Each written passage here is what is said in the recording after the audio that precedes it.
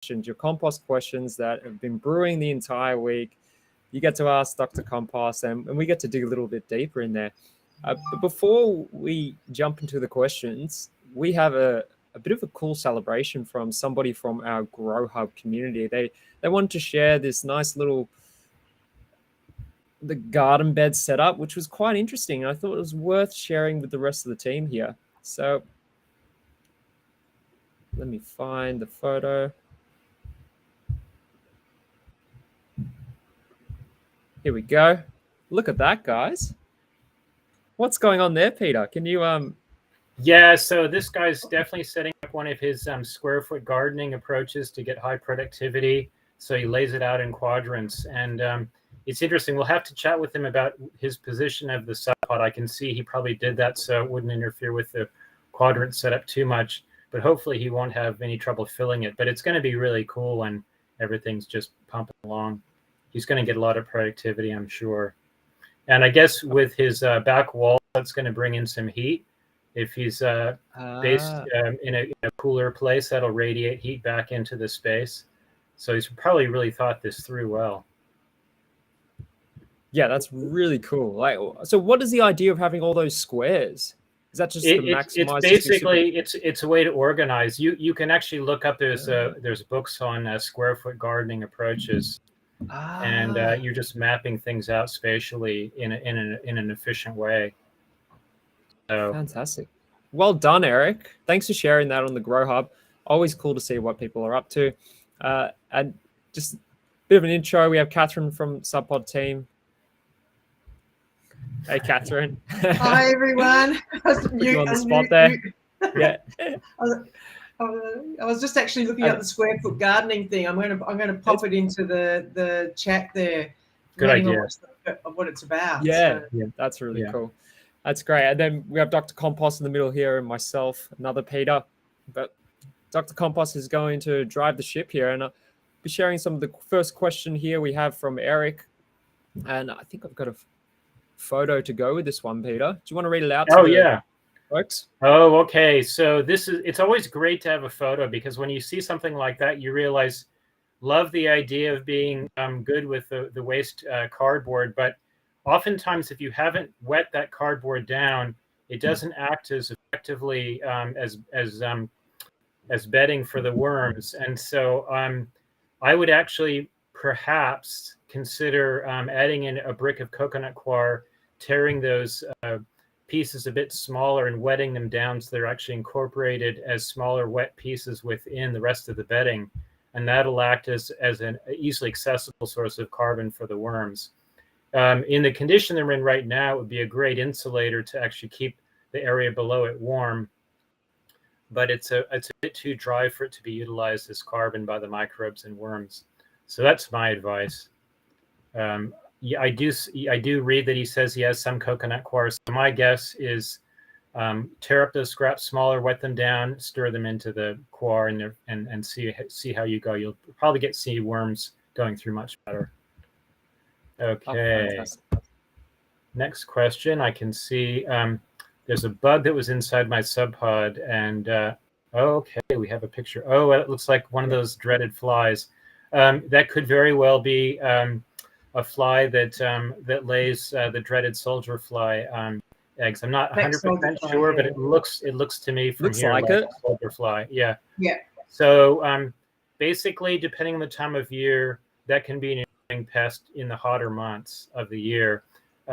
Try to keep them from getting into your system. Make sure that the holes around the outside of the sub pod are always covered with soil. And when you have your kitchen caddy, keep the lid on it so the flies don't get in and lay eggs before the food gets into your compost. I've actually got a photo of the larvae. I've got a photo of the larvae next, because someone else has a question on it. Oh, yeah. There they are. So these can range in color from cream colored to gray. And they have this kind of creepy writhing behavior habit that kind of creeps some people out. And my tendency is to pick out what you can, and then make sure the system's not overly wet, and also cut down on the sweet foods that you're adding. They tend to favor acidic, sweet conditions. So if you don't have as much sweet, like fruit pulp, they tend to not be as much of a problem. And then the other thing you can add is a little bit of agricultural lime, and that'll actually change the pH and push it out of the acidic direction up toward more pH neutral. But as much as possible, pick them out.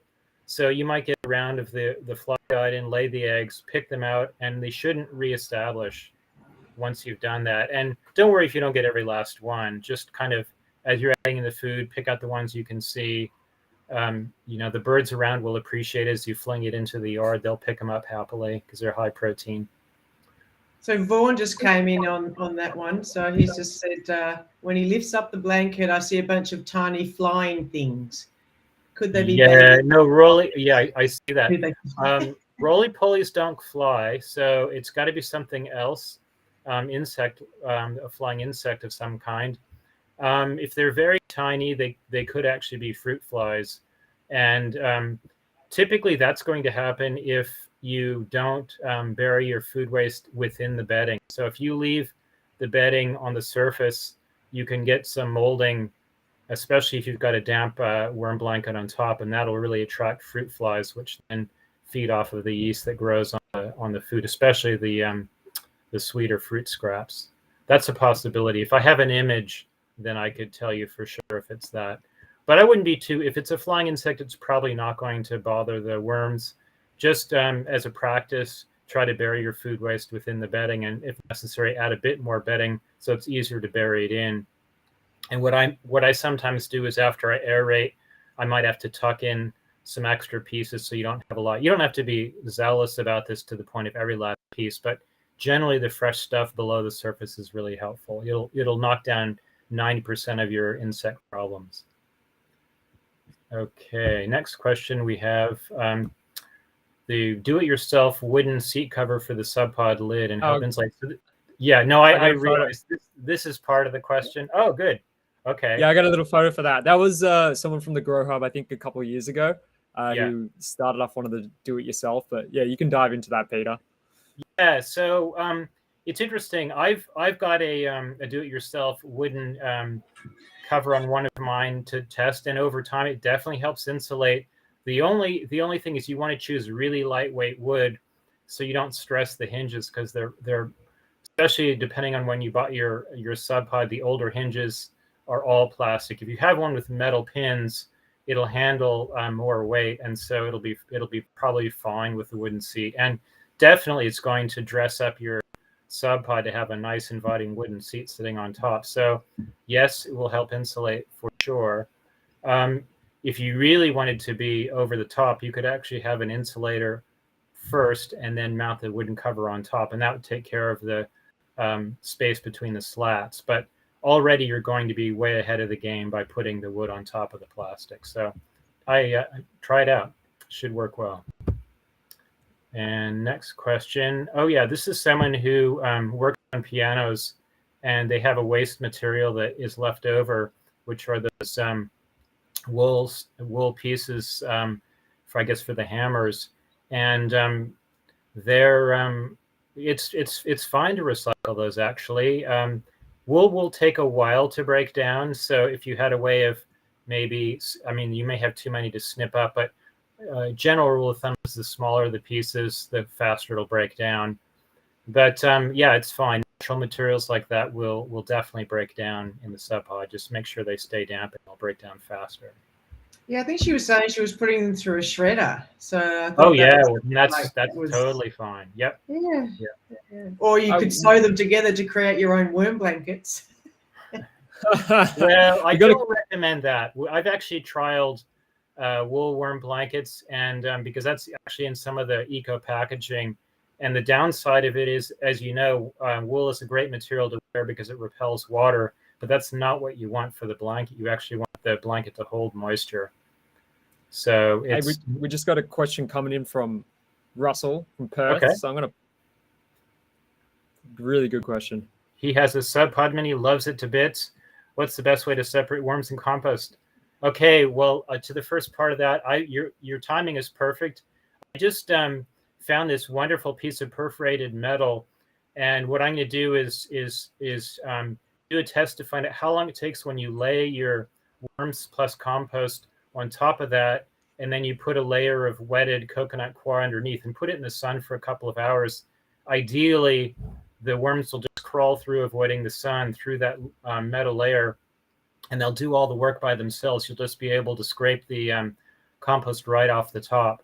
So that's the easy way. And then I also have a couple of lights. So for people who don't have strong sun and want to separate their worms, they compare those. And I'll give a bit more detail when I do that. So the other third possibility is the old-fashioned way, which is a bit more labor-intensive, is you make little piles, cone-shaped piles, and you scrape off the outer layers. But I think these other two methods are going to be way more labor friendly for people. It takes advantage of the fact that worms will move away from the light. Sorry. Yeah, no, that's fine. You want me? Oh, that's an earlier question. Click the wrong one. Yeah, it's okay. There we go. Up to the right one. Harlequin. Okay, they had an extremely hot greenhouse last summer. Yes. Well, hopefully you have a way of exhausting out the hot air at the top of the greenhouse. But the other possibility is adding an exterior layer of shade cloth in the part of the greenhouse that gets contact with the heat. So you're cutting down the amount of light that's landing on the walls of the greenhouse, so that you cool it down a bit more. And then the other possibility is if you have some open water inside of the greenhouse, as that dries out, that'll cool the air a bit inside. So those are all kind of relatively passive strategies. The other more active strategy is if you actually set up fans to kind of evacuate the hot air that builds up. Okay. Curious to know where that person is. Curious to know where they're from. Yeah. Build up, is it subtropic maybe? Now, I have a question here that maybe Peter, you have an image with. Oh, you jumped ahead. I just wanted to make sure we got this question. Was that an earlier question that was? That was the question that was the larvae okay. that I. So we can talk a little bit about that. Oh, well, we did earlier. Yeah, There's yeah. one that's coming from Facebook if anyone wants to.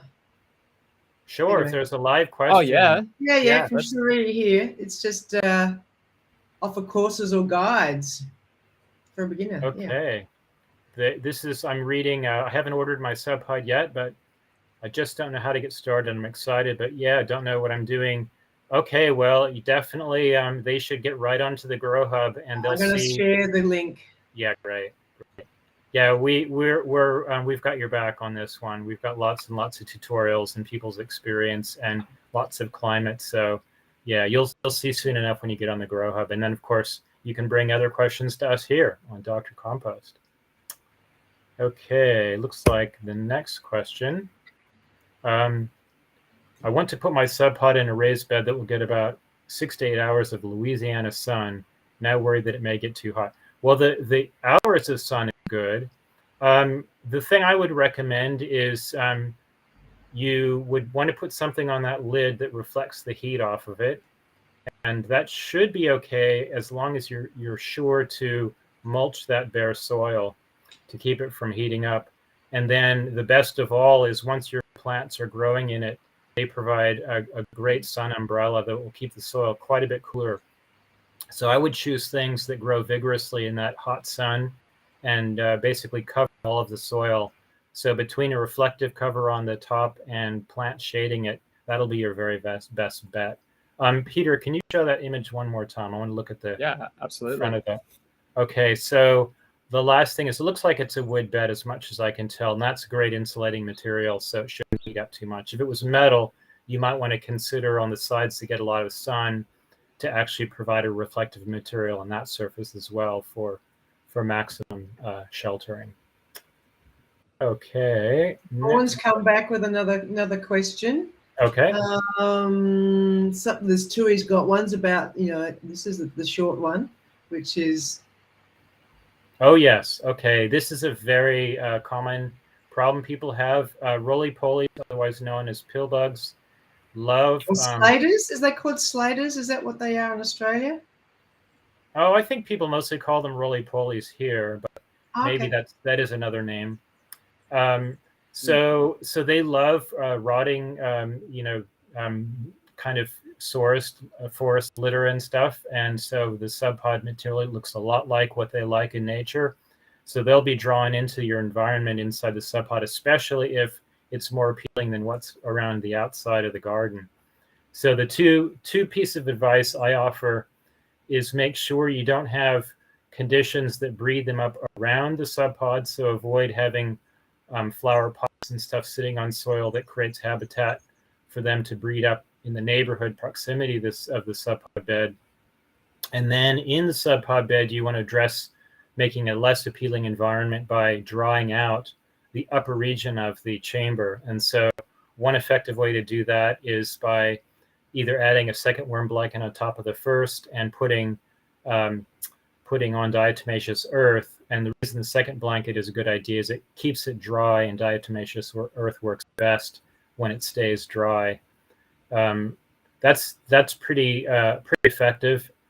And then the other possibility is if they're actually getting through the holes in the walls of the subpod, make sure that the soil isn't subsiding around the outside of the bed to give them an entry point.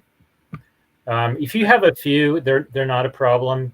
They're not problematic for the worms for the most part, but if you have a lot of them, it's a sign that you probably want to attend to it and make it less appealing for them. That's a really good point. It's like an indicator that the conditions aren't the best for the worms. So it's more just telling you, hey, like if you make it more moist, it's going to deter the roly-polies and then increase the habitat of the worms. So the other way around. You want to make it less moist for the roly-polies. Yes, that's right. Yeah, no, that's true. Less moist on the top especially. I mean, of course, the worms like it moist underneath, but if you create a barrier of dryness on top, then the roly-polies aren't tempted to burrow down in to get past the barriers you're setting up. So he's just come back with that. Vaughn's still just responding to you. Oh, you have a second question. So with 2 worm blankets, you don't keep that's correct. And in fact, to be absolutely scrupulous, you might want to add some egg cartons that you layer on top of the lower blanket and then put the dry blanket on top of that so that you don't wick moisture from the lower blanket up to the upper one. And that will create a nice dry barrier and also the toxicity of the diatomaceous earth for insects is going to be effective. Right, and look, he's also just put a little reminder that we were going to do that video of harvesting compost for first timers. So I just let him know that we were delayed because of the floods that happened. So you're getting together the first week in April. You know, I may put up in the meantime my own sort of homemade one, and then we can get production value later when Peter gets up here. So you'll just get the basic gist of it, and then we'll get the slick version later. Great idea. Awesome. That's a good one. Okay, so let's see. Are you putting up questions, Peter, or should I continue to do that? Oh, continue from the list. Okay, so I see. Looks like the next one I'm coming to is: can I move a whole tray of worms, cocoons, and compost from a worm factory and immediately feed the worms on a regular meals basis? Yes, I think when you say immediately, I would say give them a day to establish. But it's fine after that, especially because you've got a well-established system. You have a lot of active microbial activity in that bedding in addition to the worms. And so even as the worms are sort of adjusting to their new habitat, the microbes are going to get busy breaking down that food waste. So that's totally fine to do. Okay, next question I see is person has 2 parakeets and they wonder if they can feed my worms newspaper and droppings as well as their old seeds. Hold up. We have a photo of the parakeets. Okay. Look at them. How great. Yes, that's totally fine. You can their material will be okay. So the one thing to keep in mind is bird droppings tend to have a richer nitrogen, but with 2 little parakeets, you're going to be fine with putting in those droppings and the old seeds. So that's totally fine to add into the system. Yep. Let us know how you go, Deb. I love those stories where you're using your pet's waste and putting it in the worm farm. And you might even, depending on what green foods your parakeets like, you could actually grow them in the garden bed There around you the go. pod and do There the you full go. cycle. Well, what grows really well? Like even those chia seeds are really easy to just throw in. I know they do in the tropics. Some birds like a bit of green as well. So we'll ask her if she has ideas or if she's tried feeding some greens. And I'm assuming it's a she, but anyway. Yeah. Okay, good. Yeah, that'd be a nice full cycle project. Okay, need to harvest. I still have worms, eggshells, and some avocado pits, but I haven't fed it for over 2 months. It's your choice about when you pull out the avocado pits. You can do that while you're harvesting. They're easy to remove. Eggshells, I just actually leave that in as part of the material of your harvested compost. That's fine to do. If they're not well crushed up, you can be crushing them in the act of separating them from the worms. Yes. So anyway, I think that would be the trick, is just separate it a bit as you go. That's going to save you some labor. It'd be good for us to have that harvesting video as a few people. I think there's enough people that are filling their systems now, and I want to give people the easiest experience with this. So that's why I think the light avoidance will be the easiest way. So my thing is just how quickly and how thick do you want to make the layer on top of the mesh they're going to crawl through. I think we already. There's a few articles. I'll post them in the event until you get that your new. Yeah, well, we do have stuff on Grow Hub for people. That's basically the piles. So I have a version of that's the more labor intensive version in my making great things with your compost. So in the first part of that, it's the harvesting, but I want to simplify it for people. Okay, are you helping the microbial activity by blending food, processing the scraps? Yes, you are. You're increasing the surface area of that food, so it's going to break down faster. It's always a matter of the more surface area, the more the microbes can colonize it and break it down.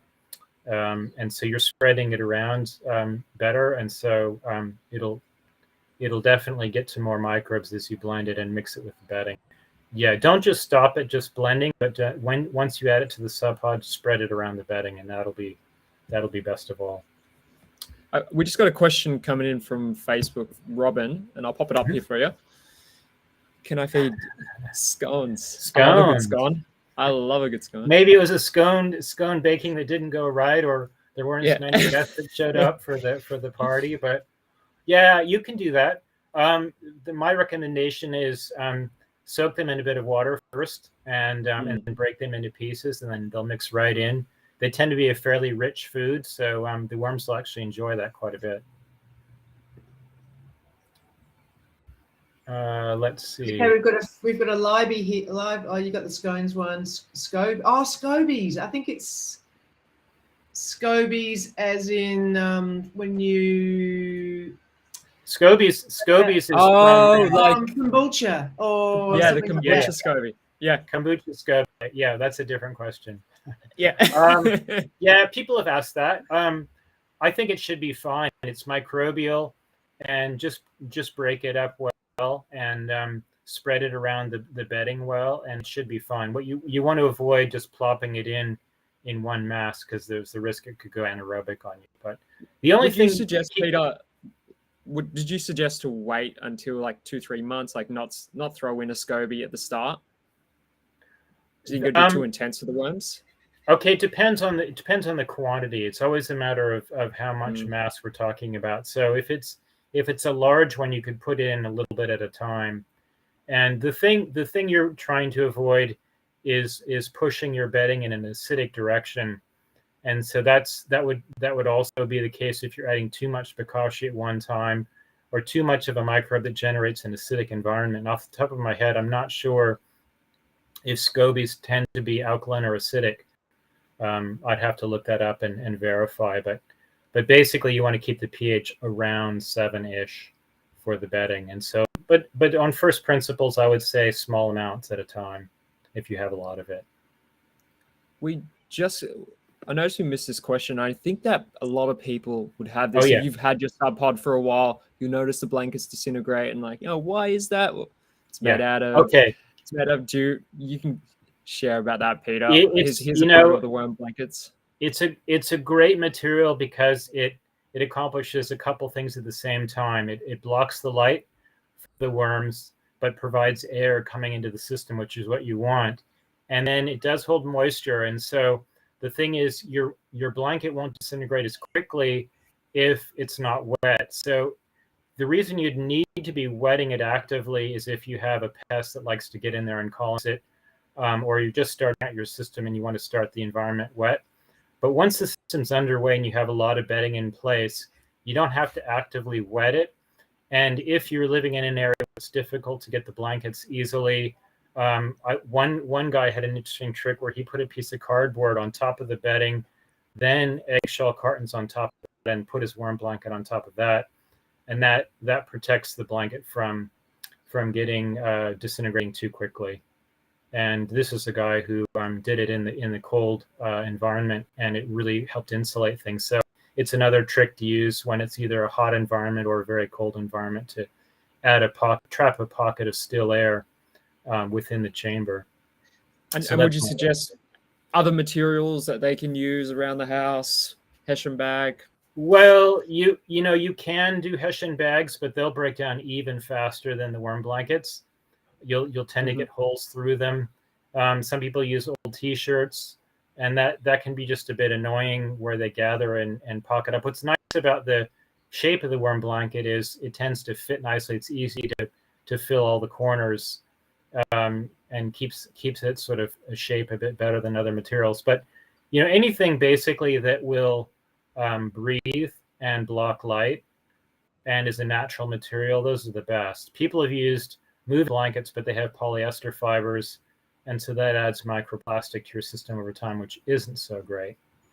And then wool is another choice, but again, it doesn't hold much moisture. So if your area is prone to drying, then you end up creating a dry habitat just below the bedding surface. Nice. It's the next question. Yeah, so it's all a matter of how cold the soil itself is getting for your worms. So if you're taking trouble to insulate the bed from the ambient environment around it, then the worms and the microbes will actually keep that bedding a bit warmer. And so we have people composting through the entire winter once their systems are well established. The thing is, if you're just starting out your system, you're going to have an easier time of it if you wait until a more benign series of months like the fall and the spring. But really, if you insulate well, there is no minimum temperature because people are just pushing the snow off the top of their subpods, getting inside, and then feeding the worms, and that's working fine. Here's a nice photo here. There's an example. Yeah. Peter was sharing earlier. Someone was taking their blower and blowing the snow off of their subpod, and then going inside and showing us the worms were still active. And so we have a number of interesting testimonials on GrowHub of people using cold frames in various ways to insulate, which should give you confidence to work through the winter time. But if you're starting out, say you just bought your subpod and it's still going into spring in the US, at like what temperature range in Fahrenheit would you? Because they start to slow down around 44 Fahrenheit, right? Yes. So I would.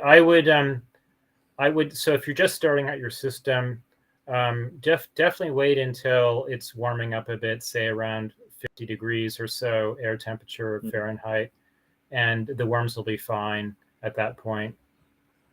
And then you can insulate a little bit if you have cold nights. So if the days are getting up to 50 and the nights are colder, then just basically put a lot of mulch on the soil, and then fill the upper part of the bed with some straw, and that will also insulate better against cold nights. Do you want me to pop the next question, Peter? I'm just reading the min temperature for worms is 55 to 77 degrees, 2 months away. Yes. So oh, the question dropped away. No. Yeah, we're both sharing this. Okay, go ahead. Okay. Yes, you can definitely do something to get the worms, to get the worms earlier. So you're having trouble sourcing worms is the way I'm reading that. Yes. I think how I'm reading it is that like she's in a cold climate, the minimum. So in order to get to that temperature, she still has to wait 2 more months for it to get there. But she wants to have a bit of a window beforehand to build up the population. Yes. Okay, that's fine. If that's in fact the question, then what you can do is buy one of those bins that they sell, plastic bin from the whatever supply store. You want to look for one that's fairly broad surface area, so they tend to be shallow and a lot of surface, and then put bedding into that, say a foot deep or so, and put your worms in that with some food scraps and bedding, and put it in a warmer place, and basically breed up your population of worms while you're waiting for things to get warmer outside, and then just transfer them to the sub pod outside once they bred up. So treat it like you're starting your seedlings in the nursery while you're waiting for your outdoor climate to warm up, and just keep them indoors for that period of time. It's fine to have it with solid sides, and just be adding your food scraps as you would otherwise. Yeah. We've got a question coming in from Robin again from Facebook. So okay, pop it up for us. Bokashi. Yes, you can. Oh, you mean the actual mix itself? Interesting. So yeah. So I would add it a little bit at a time. It was what I would do. So you can ferment really quickly. Hey. Yeah. So the thing is that I've often done in the summer months where we live here in the subtropics, is when you have your kitchen scraps, they can tend to smell on the counter or on the floor in the kitchen while you're waiting for the caddy to fill. And I'll do the sprinkling of the bokashi grains on top every night, and then put that into my sub pod at the end of the week, and it's fine. But if you had quite a bit of the bokashi as the grains themselves, I would add that a little at a time to the sub pod rather than all at once, because this is back to the acidity. If you added a lot of material that generates acidity all at once, that'll push the pH a bit low, and so a little at a time is good. Awesome. But so the next question, I'll just make one thing clear about that. It's totally fine as a rhythm to be adding a bit of bokashi to your kitchen waste and adding that into the sub pod to pacify smells in the kitchen. That works well. Awesome. The next question, I have to share a video, and this was from Chris. We did a webinar earlier today with Emily Murphy, gardening author, and we didn't get to jump to all the questions. And so Chris was kind enough to send in a video. Here's a little peek at our raised garden beds that we're starting to fill. Got logs and sticks underneath here, and this is our layer of compost that we got from a garden center. And then this here is starting to fill the rest with the topsoil. And so this is a peek at our topsoil for this garden here. Okay, looks like some good inputs are going in there. So he's got a problem with soil leaks. So my recommendation is, if you're on a slope, so the first thing is, because the bottom of his bed has got logs, it's easier for the soil to leak between gaps in the logs under the bed. And so if you're going to do that sort of woody material at the bottom of your bed, probably, especially if you have shallow-sided beds, I know these have already filled, but maybe when you get the chance, I would actually dig out a little bit of that slope so that you can put the bed in level, and then the uphill side of the bed will be underground a little bit, and the bottom end will be firmly down, and then you would actually fill the entire bed with soil and put the logs underneath. So basically you could dig under the bed a little bit and put the log material in there, and then the soil is actually filling the bed itself. It's a bit hard to see the height of these bed walls, but if the bed walls are a foot or less, or 15 or so inches, it's kind of the limit of what I would want, at least that much soil for my plants. So, for the hugelkultur approach, which you're taking of woody material at the bottom, you could in the future consider digging out underneath the bed and putting the woody material in there and then layering soil on top of that. I do like using the woody material underneath for especially when you're growing perennial herbs, because it'll be more fungally dominant soil with all that wood in there. And I've found my Mediterranean herbs to do really well in that kind of a system. So yeah, just dig the beds in a bit to the ground, and that should help with the soil leakage. The other possibility, since you've already put these beds in place, is you could take a higher clay soil and basically layer that on the outside of the low side of the bed as a sort of way to block material from leaking out underneath.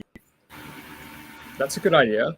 And the second part of his question, which I couldn't fit in here, was that the beds are facing east-west, so it was hard for him to maximize that growing space. Did you have any suggestions there? Yes. So the thing is, if you're going to be putting trellises, say, above beds, depending on the hemisphere you're living in. So in the northern hemisphere, you'd want to put the trellis, if your beds are kind of in that grouping, on the northernmost end, so you don't block the light to the other beds. Here in the southern hemisphere, would put on the southern end if your beds are east-west. So so that's kind of the general trend, is you want to actually have the bed itself oriented east-west, so that you're getting the full day cycle, and then put the trellis at that end, depending on the hemisphere you're in. That's kind of the best approach. It sounds great. And I know Chris has got a sub pod setting up in that one, so yeah, love to let us know how you go with that one during spring. Catherine? Yeah, sorry, Robin got back to us about she said that she meant the dry mix you add to the bokashi. Oh, yeah. To keep it sweet. I didn't know there was a different. Is it still the same granules that you've been talking about, or is it something different?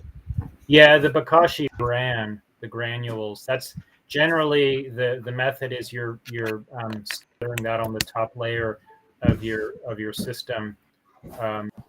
And you can add a little bit of that at a time into the sub pod, just a handful or so with your food scraps, and over time that'll get rid of it. Fantastic. Okay, we've got the asparagus question. We haven't done asparagus. That this is great. This is one also came in on the morning, and we didn't get time to answer it. And I loved it because it's that classic scenario of like, hey, mate, I'll put up a photo. I've got some plants in here. I don't want to rip up the garden bed because that's going to disturb the ecosystem. Like, how do I make it more productive without ripping up the garden bed, essentially? Yes. So you had some great thoughts around that, Peter. What do you think? Yes, I do actually. So one of the interesting choices you have with the sub-pod system is if you can get a hold of some horticultural charcoal, or we call it biochar also, but basically just a crushed charcoal, and you feed a little bit of that to your worms, then basically what you're doing is you're colonizing that surface with microbes, and food binds to it because the carbon surface is very active for binding minerals, and that becomes part of your worm casting mix.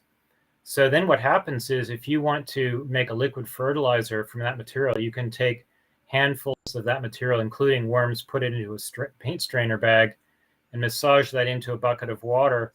If you water your plants with that liquid compost, that'll take those nutrients and the small pieces of charcoal right down into the deeper layers of that bed. So basically you're adding a small amount of biochar and minerals that then can seep down to the deep regions of the bed. And I know from friends that have done trials with asparagus and biochar that they've had big increases in asparagus when they've added gradually a bit of biochar over time. So that would help you. And then the beauty of this system is that you're adding a little bit at a time. So people have only gotten into trouble when they added raw charcoal in large quantities, which would tend to bind up a lot of nutrients. But by adding a little bit to your food waste, you're actively basically colonizing that surface and provide basically a delayed vitamin pill for your soil. It's a good way to put it. So the cool thing is that asparagus is a perennial, and so by adding biochar in there, which is inert, houses the biology, then that's just that those nutrients in that biology is going to accumulate over years. So I can't wait to hear what your thoughts are on that, Elizabeth. I just moved to a colder climate, so I've got some asparagus, and I'm new to it. So yeah, I'd love to learn from you. That'd be great. Yeah, I mean, you can have a productive asparagus bed for 7 to 10 years. And yeah, so that's right. It makes utter sense to not disturb the bed, and so that's any liquid approaches will basically bring those nutrients into the lower regions of the bed. That's going to help a lot. Okay. We got last question, unless there's more that will pop in through the chat. What kind of sawdust can I use as carbon? Yes, that is the key point. Is you don't want to use any wood species that's been treated. So you can use soft woods or hardwoods. They're all totally fine. One of the nice things is if you have access to a carpentry shop where they have wood shavings, that's even better than the sawdust, because that's closer to the structure of the coconut coir, where the structure of the shavings will trap more air and they'll give you a fluffier bedding mixture. And so that's one of the better premium materials to add to the system. But hardwood is just as good as softwood in that case. But if you only have access to the really powdery sawdust, that's fine. Just make sure it hasn't been treated with chemicals. And I tried one approach that was kind of in the gray area, where it was a so-called vinegar treatment of the wood, which is supposed to be not such a toxic approach, but the worms did not like it. I think because the pH was so low. So you want to have more or less of a pH neutral kind of carbon if you can. And what about like eucalyptus trees or pine trees that have got a lot of like a high oil content, or camphor or something like that? Yeah, you want to avoid the high oils. If the oils are strong, then the worms would typically avoid them. But for all those materials, if you gather them up and let them rot down for a while, and then pick up a handful and smell them, if the smells have subsided when they started to rot down, then they're actually great to add. So you can set up a little bit of a leaf litter compost, just a simple 4-sided structure with some chicken wire to hold it in place, for example. Chuck your leaves into that and keep it watered, and that'll rot down nicely. And then you can take that when it's starting to really decompose, and it'll be a nice carbon source for the worms. Just don't use it. I do like using sawdust, because I go out to there's a woodworking place out here in the industrial estate, and I fill up a bucket, and it's very easy just to throw a handful in every time I feed it. So it's a good lazy man's carbon source. I agree. I mean, just if you've got a woodworker who's careful to separate his treated from his untreated timber, then that's ideal, because it's nice using a waste material when you can.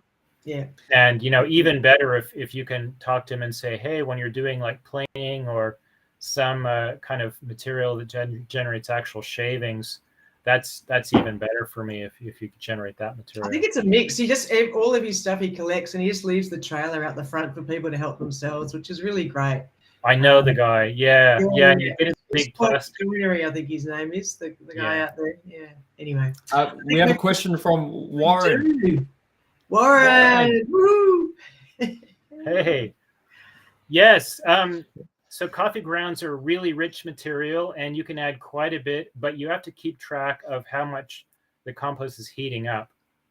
So it's a case like with a hot compost, where there's a lot of nitrogen in that coffee grounds. And so what I would do is add some, and then put your hand in there and see if you can see it's heating up, or get a thermometer and do that.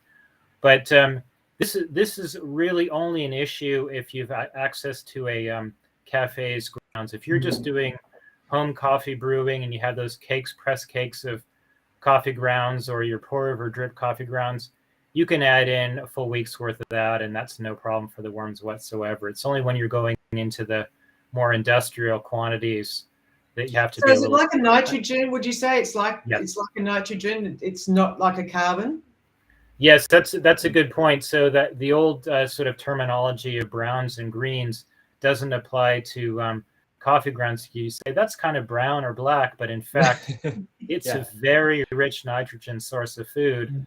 And so it'll drive things in a sort of a nitrogen direction. So you treat that the same way you would your food waste.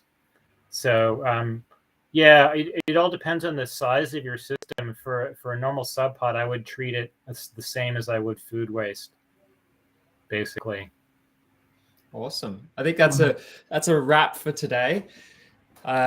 Thanks everybody for sending in your questions. We're not going to be here next week, right, Catherine? No, next week we will be. It's the week after. First week in April is when we're getting together. That's when you're going to be doing your little videoing of the harvesting with Peter. But look, I just wanted to also mention, if you've missed part of this live stream, of course you can find it on socials, but we're going to be posting a lot of the answers to the questions that people put forward in Grow Hub in the actual event. So I was just trying to find the link there. But if you go into the Grow Hub, go into the events and go to past events. It'll be in there if you had a question. So, otherwise, check out the socials. And thanks, Fawn, for giving us your questions. And Warren, Robin, Donna, Lisa. Awesome to have you here. And Cherie and Nathan. Who else was here live? All of you who have joined us. It's so lovely to have you here and posting live questions. And please reach out with anything else we can help you with. We're here to help. We're here to help, and send us your questions. Yeah, for sure. Awesome. See you next Thursday, same time. Put your questions into the Grow Hub or into socials, and we'll answer them for you next week. Happy composting, everyone. Take care.